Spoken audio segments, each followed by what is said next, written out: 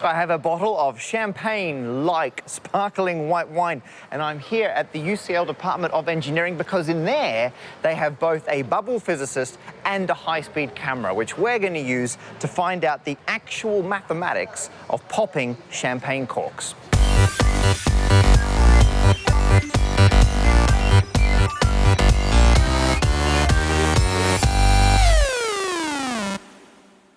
All right, so I'm here with Helen Czerski, a bubble physicist and explosives. Yes, expert? I moved Background from in explosives to bubbles. Wow. Makes perfect sense. So this is the intersection of this is your career. Basically, in a bottle. if only there'd been more of it along the way, life would have been a lot nicer. Now, we were talking a little while ago about some media coverage, which you were very upset about. Yeah, well, I get sent it. Whenever anyone writes anything about champagne, all my friends go, oh, Helen does bubbles, she wants to read it. So it all arrives in my inbox. And there was one piece recently about someone who was talking about the frequency of champagne, the pop that you hear. Right. Because there's two things everyone knows about champagne. One is that when the cork goes, it makes a loud pop, and the other thing is that there's bubbles in the liquid. Yeah. So this is the bit that no one thinks about, which is the pop. And they were talking about the frequency of the pop and the relationship of that to the temperature. And the whole thing set off a few alarm bells. Because I saw the same media stuff, people sent to me going, oh, there's some maths.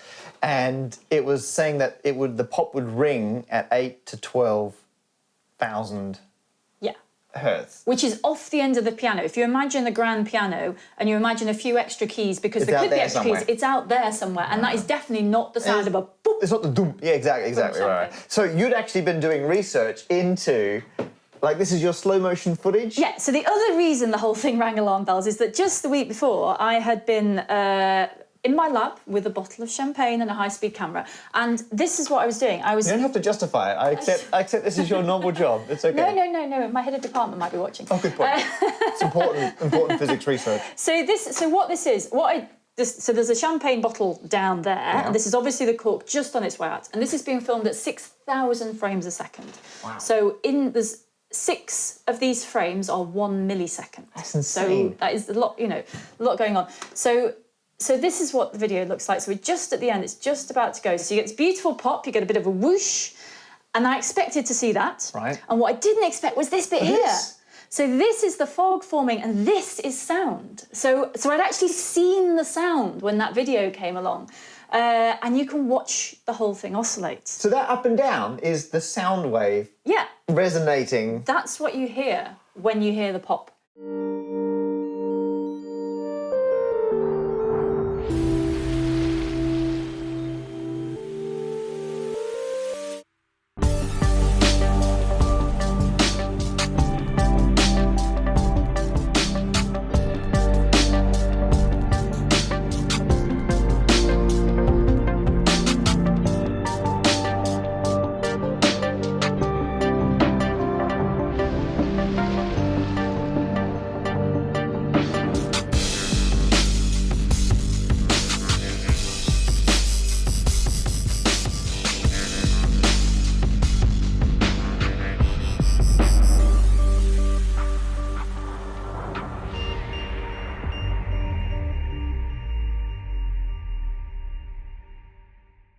So Helen actually promised me some working out from first principles what that frequency should be, using my all-time friend Helmholtz. Yes, because it's not physics unless it's got maths in it. You're not interested in the physics unless it's got frankly, maths I wouldn't be here. I mean, the champagne's good, but let's do some working out. So what's going on here is that there is the type of oscillation. Let's draw out the type of oscillation here first, which is that here's the top of the bottle, going down like that, and the shoulders going out.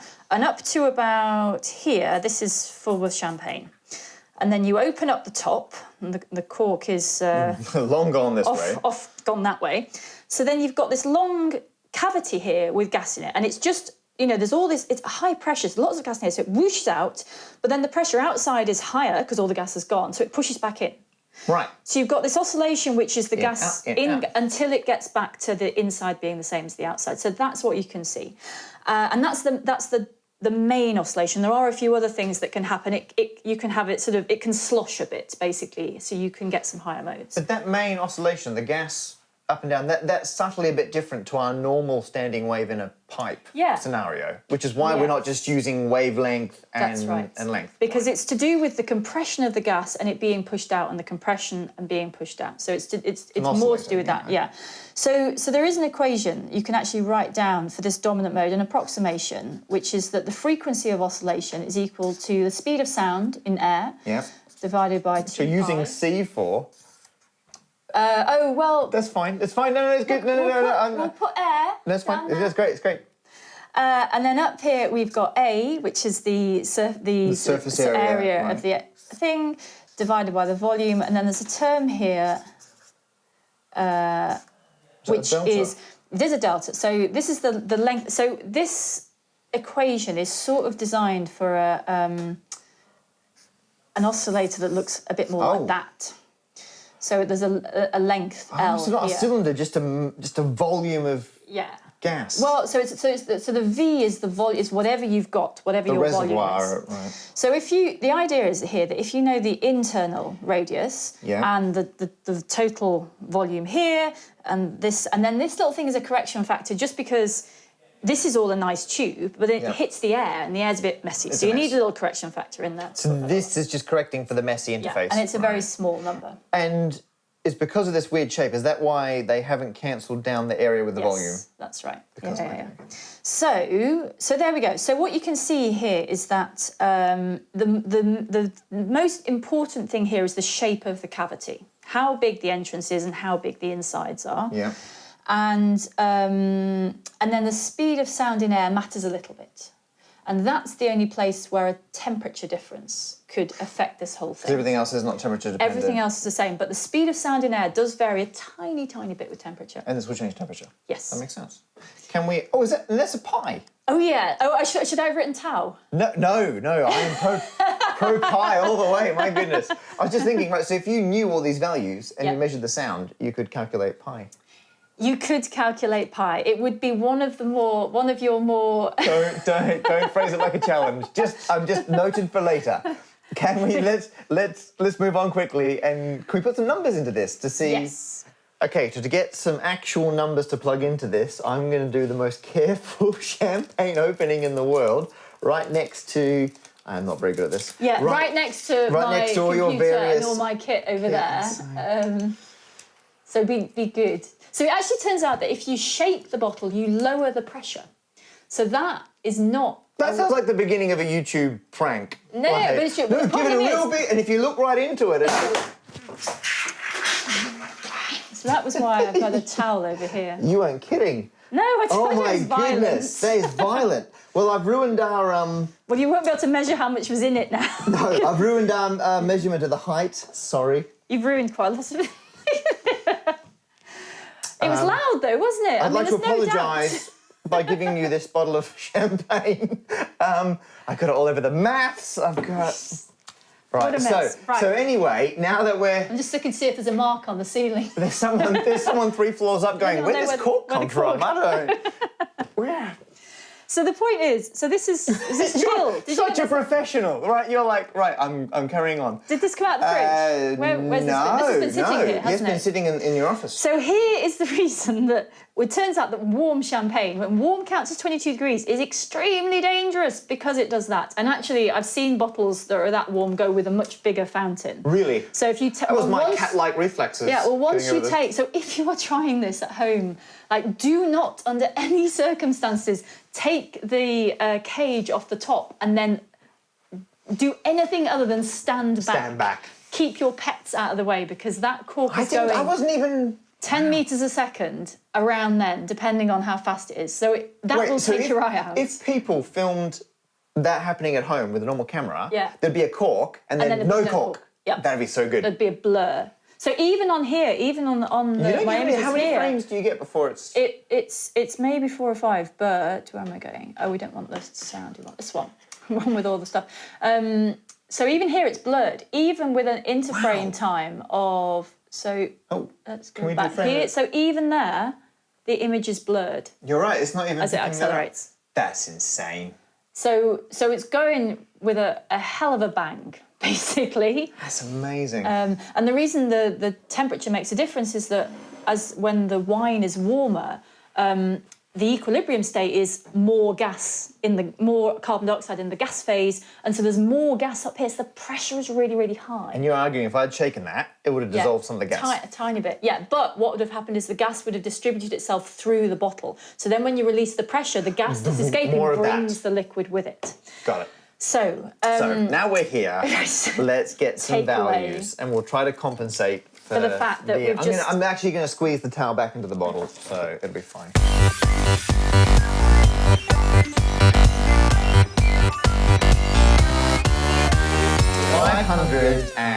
546, 550. Okay, 546 hertz, which is pretty close. Pretty close to 600. 600 hertz, yeah. And I know it's an approximation, and there will be harmonics that give you the shape of the sound, but they'll all be at multiples of that. So that'll be about 500. They'll be at around 1,000, 1,500.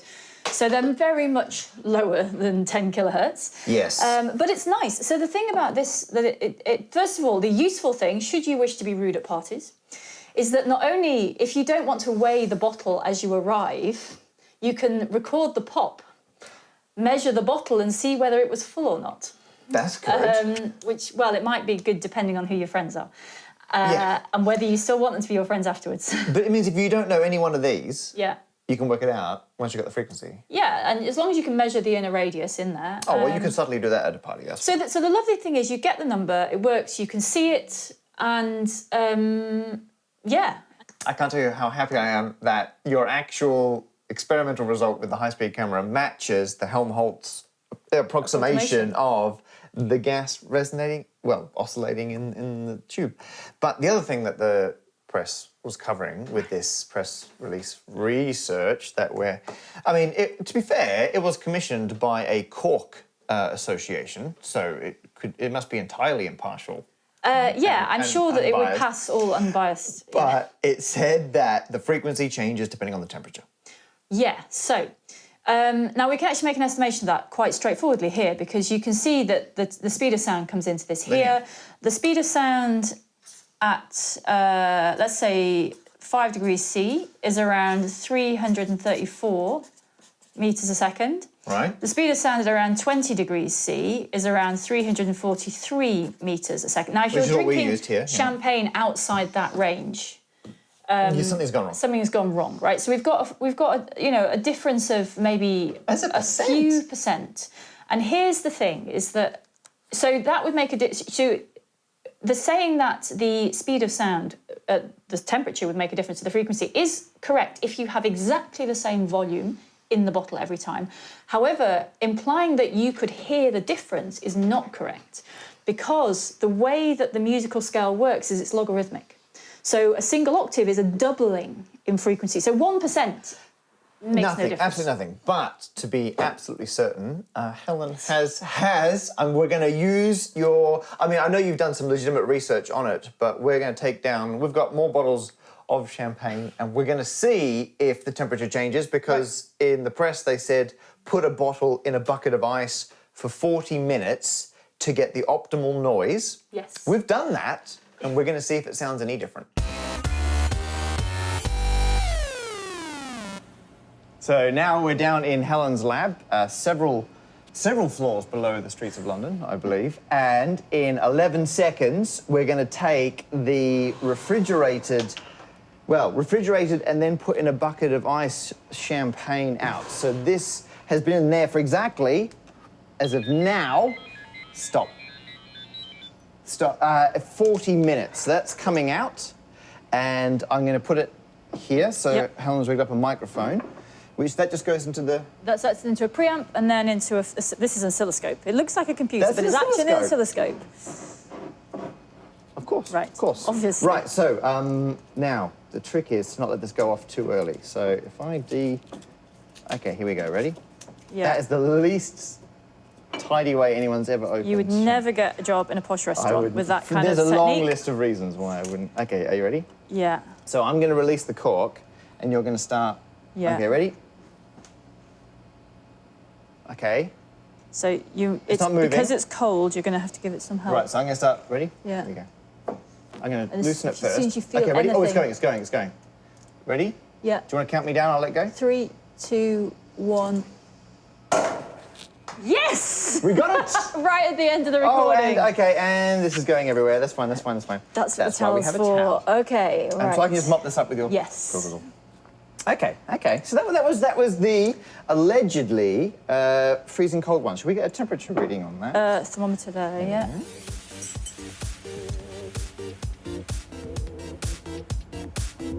I have just put a lab thermometer in the bottle of wine, so it's no longer safe to drink. We didn't think that through, did we? I swear it's seen worse. Anyway, were you planning on drinking it? I was not planning on drinking. 12:21, and let's just have a look Just at make sure the we shape got of it. Yes, got it. Got it right in the middle. So don't be looking over the It's a lot top of pressure. it. It's like 8 atmospheres. 8 atmospheres of pressure. So just treat it with respect, Okay, I mean- as you would any other loaded weapon. For hilarity purposes, if the cork can ricochet and hit the camera, that would be... Perfect. Are you listening, champagne Let's bottle? do it. There's 2 reasons that posh champagne people don't do this. Only one of them is that the champagne doesn't taste as good. It hit. Well, I told you Hit the not camera! to. Okay, so it's topped out there, but you can see there's this beautiful oscillation here, dying away. That is So amazing. That is And what that's we're our- after. that's our frequency. That's our frequency. Okay, so we've So- got this worked. Beautiful little signal there. It looks different at the warmer temperature, so we've got what we need. We can go and have a look. Excellent. Right, back upstairs. Data time. So this is the waveform of the 3.5 degree pop. You can see where the cork came blasting out, and this little bit here is where the gas coming out of the bottle has hit the microphone, but pretty quickly it settles down to this nice oscillation pattern. That's the frequency we're after. You see pretty much the same thing on the 8 degree pop, and the 19 degree pop looks very similar as well. Now we want to work out what the main frequencies are for these pops. The lazy way would just be to count the number of peaks and divide it by the amount of time. What Helen has done is a Fourier analysis. So she's taken that waveform and worked out how much of the power is at different frequencies. And you can see for the 3.5 degree pop, there is a major spike at 648 hertz. If we compare it to the 8 degree pop, it's pretty much the same. If anything, it's slightly lower. That's 637 hertz. And that's within the error we would expect from the fact that all the bottles have slightly different amounts of champagne in them, and so the length is slightly different, which is why that's moved ever so slightly down. However, the 19 degree champagne, you can see it is a little bit higher now. That's 695 hertz. It's pretty much exactly what was predicted by our working out. However, the press coverage was looking at things up at 12,000 hertz. This only goes to 2,000 hertz. So what we can do is take the 3.5 degree one and scale it down, and then extend the plot into the much higher frequencies. And you can see there's definitely something happening over there on the left, and there is nothing happening over there on the right. There's no meaningful data. It's just noise at those frequencies. If we add on the 8 degree plot, there's still nothing over there. And if we put on the third one, the 19 degree one, you can see now with 3 different plots out there, it's a complete nothing burger. If anything, the 19 degree one has slightly more movement, which is the opposite of what was stated in the media. So there you are. The experimental data perfectly matches up with what we predicted with the maths. So I think we can all agree that champagne does not ring at 8 to 12,000 hertz. Absolutely not. And cooling it down doesn't give you a higher frequency. And the maths works. Yep, and it's a nice, simple system, and no one ever thinks about the pop. But once you know it's there, you'll be listening out on New Year's Eve, seeing what you can learn. I have to admit, I did try, because I've got a spectral analyzing app on my phone. I had a go, and I could see a peak at about 600 hertz. So I'll put a link in the description below to a previous video and where you can go and get one of those apps and give it a try. Do look into it. And you've got a book, Oh, yeah. That's which you never bring up. No. Helen's got an amazing book about teacups. And so I'll put a link. all about the physics of drinks, basically. Exactly, That's the way basically, to do it. yeah. I'll put a link to that in the description below. And so, yeah, thank you very much.